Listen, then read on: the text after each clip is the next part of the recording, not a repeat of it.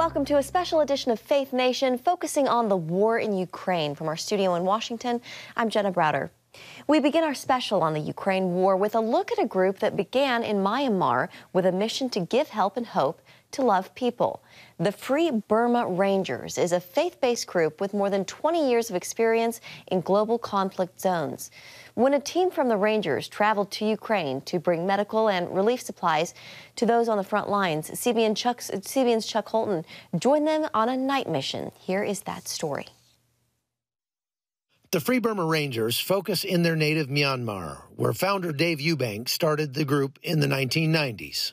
Our mission is to give help, hope, and love to people under attack, where we're invited. And we serve in the humanitarian gap between the people at the very front line, whether they're soldiers or civilians, and then the aid organizations and refugee camps that out of necessity have to be back somewhere where they're not getting shot at in shells so they can take care of people. And so we are in that gap as we're invited, as we feel God lead us, to stand with people, to treat people medically, to help rescue them if necessary, to just be with them, to pray for them, to coordinate food and relief. And that's our role. And with the war dragging on in Ukraine, Eubank felt compelled to bring his team here after multiple invitations. This war is extremely different from what we're used to. You have super high-tech war with drones, missiles being launched in all different directions.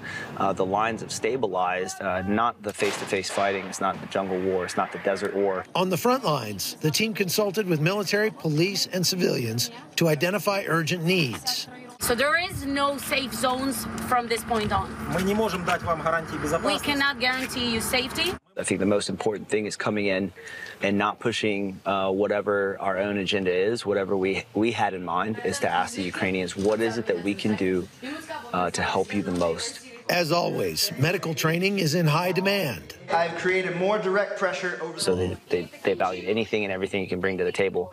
These guys are super, hyper-focused on the war, winning as fast as possible and saving as many lives as possible because they have lost so many guys. This is the last night we have in the Donbass, and we just got an opportunity to go on a mission with a recon team from the Ukrainian Foreign Legion. It's a bunch of American guys. The problem for me is that I can't film it because, number one, there's no illumination tonight, no light at all. And number two, if I could film it, I couldn't show it because of the operational security concerns of telling bad people things that they don't need to know. So I'm going to have to probably fill this in with some footage from other missions here in Ukraine, but you'll get the idea, and I'm going to get a chance to interview the squad leader for this team and see what he has to say about tonight's mission. So we went to help them any way we could. For me, mostly, it was, one, emotional. We love you guys. We care about you. You're doing the right thing. And more importantly, spiritual. Ask Jesus to help you. But you can't just say that from a distance. You have to go with people. And then finally, it was physical. Do you have any medics? No, we don't have any medics for this operation. Do you have an ambulance? No, we don't have an ambulance. Well, we can help. As the team approached their objective, Russian shelling forced them back. Fortunately, when the team made it out, no one required treatment. We set up our the ambulance, got it positioned, got it ready, and then shortly thereafter, we started to see grad rockets, cruise missiles. The night just lit up with fireworks and lights from the bombs. And what had happened was that unit, the Americans that we were supporting, got shelled on the way into their infill. And so thank God we were there. Almost everybody here has been here since the beginning of the invasion, or within a few weeks from there. And then most guys fought in Iraq or Afghanistan, Syria, various places around the world. So they've a lot of experience. So I guess that begs the question, why are you doing this? For me, it's the most morally justifiable war I've ever fought in. I can't speak for everybody else, but for me, it is. My country has a treaty with Ukraine, and we're doing some things for them. I think we should be doing more, and as a free private citizen, I can make the decision to come here and do that for myself. So, what is it that keeps you here and keeps you doing this? I've grown to love Ukraine, and I've seen the effort to free their country is justified, and it's the right thing to do. They've been very gracious. Despite the short trip, the Rangers both provided help and experienced the Ukrainian resilience firsthand. We saw, we felt, from whether it was the rounds going over us or the missiles that came in last night at this town, or the destruction, or the absolute amazing vitality and resilience of the people fixing everything, I thought, oh, I love these people. I want to pray for them and speak for them. But I asked God Я прошу Бога, to fill you with his peace щоб він наповнив вас його миром. that pushes out the fear. If we don't make a point to stand against Russia, we're just going to face them and they're going to be stronger. Somebody has to stop Russia. It might as well be here and now. In eastern Ukraine, I'm Chuck Holton for CBN News. Thank you, Chuck. Coming up, the atrocities of war, a first-hand account of the horrors unfolding in Ukraine, hitting the country's most vulnerable victims. Next on Faith Nation. Well, as the war drags on in Ukraine, children are some of the hardest hit victims. Organizations on the ground are bringing help and hope to many who have escaped from the war-torn region.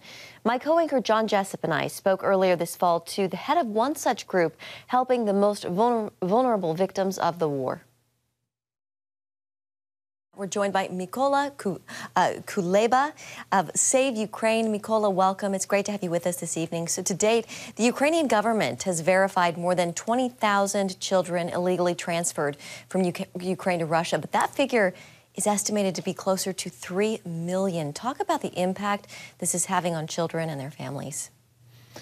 Thank you so much. It is horrible impact on next generations, because it's hundreds of thousands of children who've been forcibly deported, and it is only 20,000 who've been identified as the deported children, but it's a huge abduction of kids, and 1.5 million of Ukrainian children live under the Russians on occupied territories and in Russia Federation, and they are hugely brainwashed by Russians. And Save Ukraine, only one who provides rescue mission and recovered these children who've been abducted. We have a network of different services, and we provide psychosocial support together with the local churches all over Ukraine.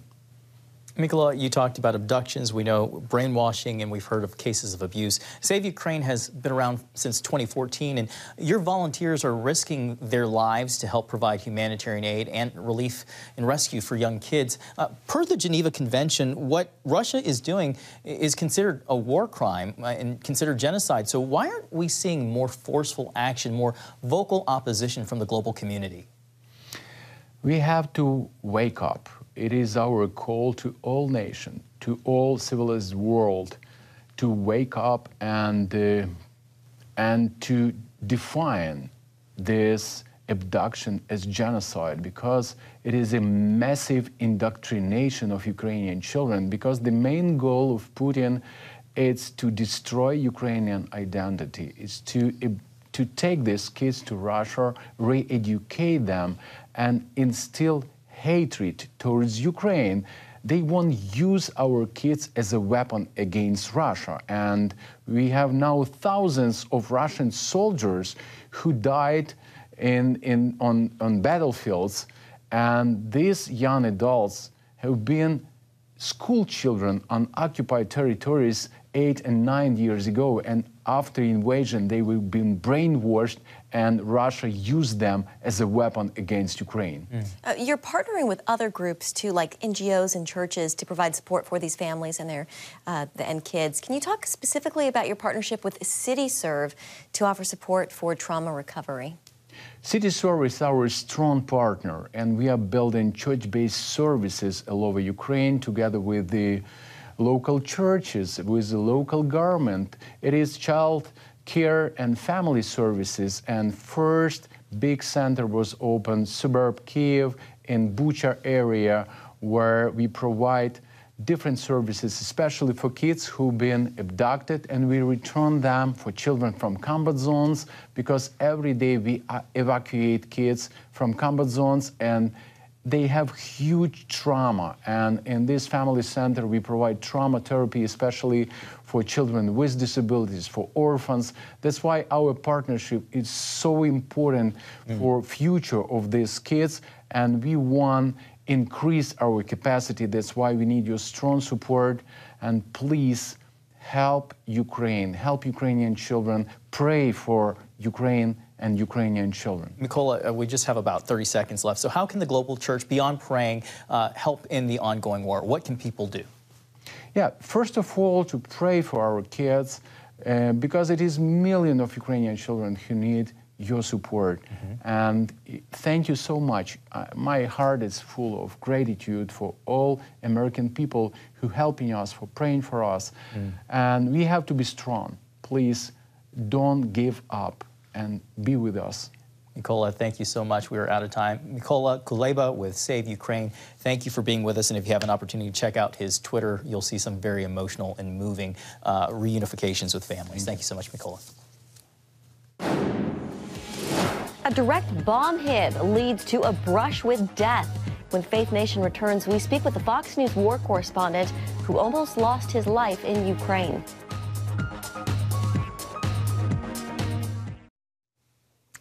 Welcome back. In the early days of the invasion, Fox News war correspondent Benjamin Hall was struck by a Russian bomb attack in Ukraine. He recounts his miraculous survival in the book, Saved, a war reporter's mission to make it home. CBN's Wendy Griffith spoke with Hall about how his faith has guided his comeback. This was the scene of a battle just a few days ago as the Russians tried to move forward. They're still shelling it right now. Thanks to his trademark British accent and reporting style, it didn't take long for Fox News correspondent Benjamin Hall to stand out for his coverage of the war in Ukraine. When we speak to these guys, they're feeling optimistic.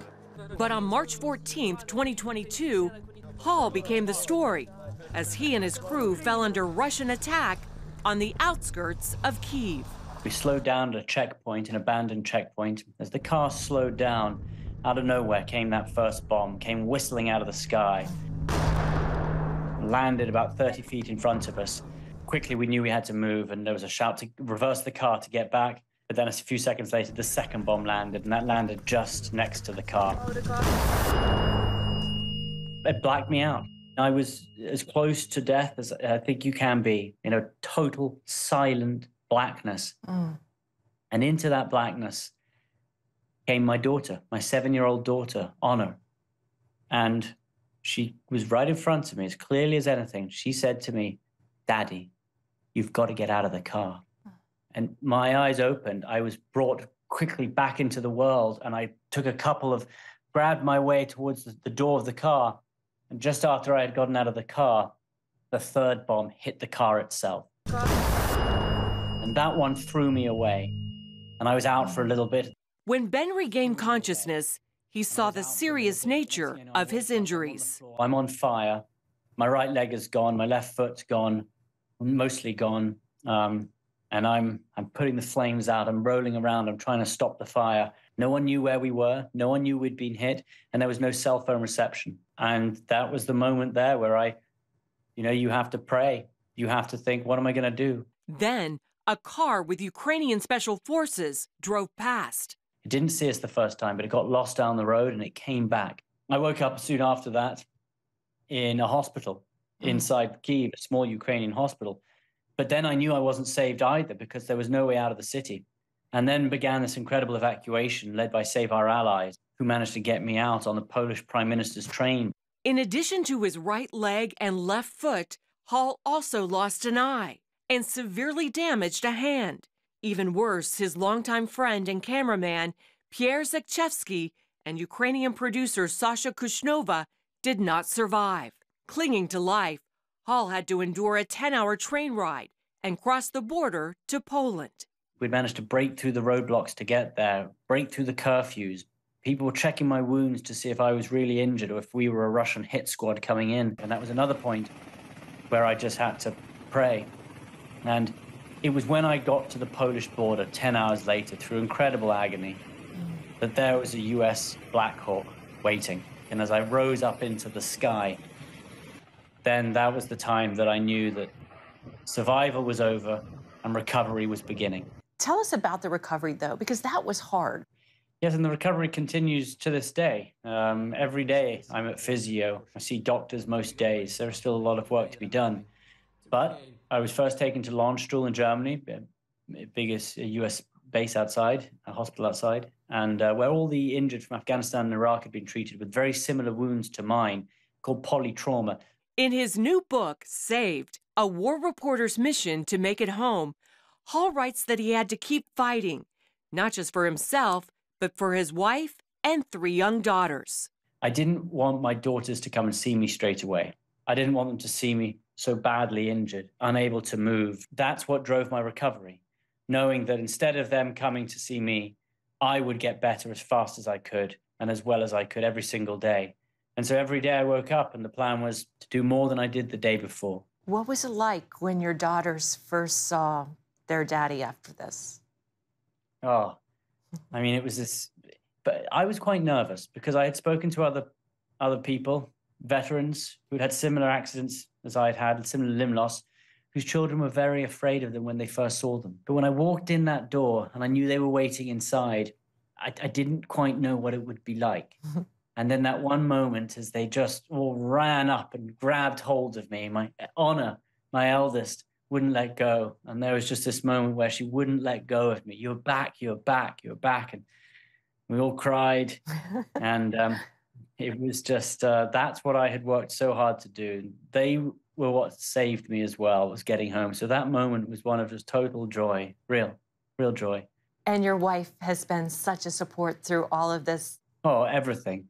I mean, one of the things I said the first time I saw her when I was in Landstuhl in Germany, it was a few days after I got out, the first thing I said was sorry. I said, I'm so sorry. Not because of what had happened, but because of what lay ahead. I knew that it meant a different life for us. She said, what have we got to do? Where do we do it? We will do it together. And Benjamin, you said you felt the prayers of everybody during your recovery and even now. Every single day I receive letters, I receive messages in the mail and social media from people across America, thousands of them, sending prayers, willing me on, sending blessings. And every single time I read one of those, it gave me that another little level of strength to push through. And, you know, in many ways, I am now much closer to God. I feel closer than I was before. I've heard in some of your interviews, you've said, God saved me for a reason. Do you know what that reason is? No, I mean, I wouldn't go as far as to say I know what it is, but I do know that I was saved because of incredible support and help and prayers and kindness and bravery from other people. And if I can give some of that back, then I think I would be doing the right thing. And Benjamin, what about now? Are you back full-time at Fox? I have a couple of operations coming up in the next month, so not at the moment, but we're already talking about some plans, and I want to focus on some of the optimistic side as well. I'm so amazed at the incredible people I've met, the prayers that have been said, and the heroes around me that actually for the first time I want to tell some of those really uplifting, optimistic stories. Wendy Griffith, CBN News. Coming up, meet the frontline Christian chaplains who are ministering to the victims of the Russian invasion.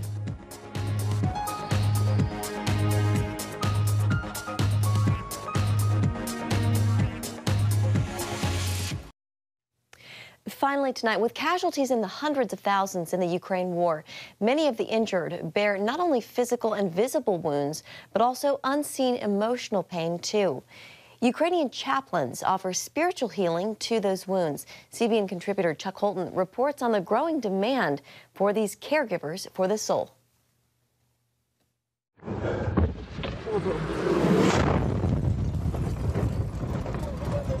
This Ukrainian medic's GoPro camera video reveals the war's chaos. An artillery shell explodes near his car, wounding him before he can ensure his patient's safety. Despite his injuries, he persists in his mission of caring for comrades, highlighting these heroes' crucial role. Once the wounded arrive at the aid station, Army chaplains immediately comfort and pray for them. We call them hospitaliers. They only work in hospitals, intensive care units, amputees, psychiatric clinics. And also there's narco clinics that we work with, and lots of soldiers do get addicted because of the stress PTSD that they face. And they cannot cope with it, so we need to work with them. They're struggling. Lots of them lost their families. While medics can treat the physical injuries, emotional trauma persists. With a shortage of medics, chaplains often take on the responsibility, providing aid and healing to both soldiers and civilians. Many chaplains maintain strong personal connections to the area, which can intensify their challenges. Lots of them have their families in occupied territory. At this moment, they cannot do anything to it.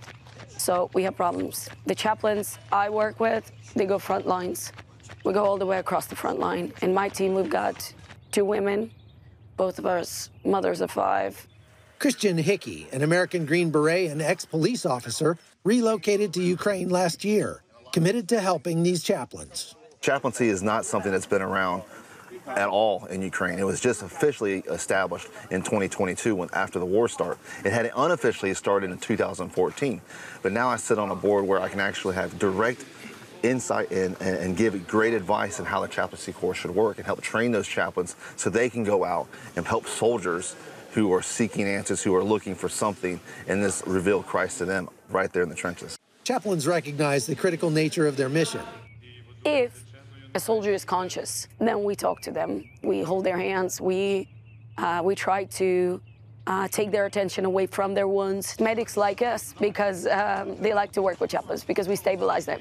This mission is so important. It's the person on the ground, Russian or Ukrainian, who are fighting each other, who are dying, and who are needing some sort of help. We want to stand in solidarity, say, hey, we love you, we're here to support you, and to give them something that's everlasting. It's not something that it's internal, not something that's going to go away after we leave. What we want to do is we want to preach the pure gospel, just like pray to them, lead them to Jesus, take their hands, and like literally pray and they accept Jesus Christ in their hearts. The wartime horrors can affect the chaplains as deeply as the soldiers. Katerina reflects on her emotions just after hearing of a friend's death. If you ask me to describe what war is, I'd probably use one word to describe it. It's just a waste.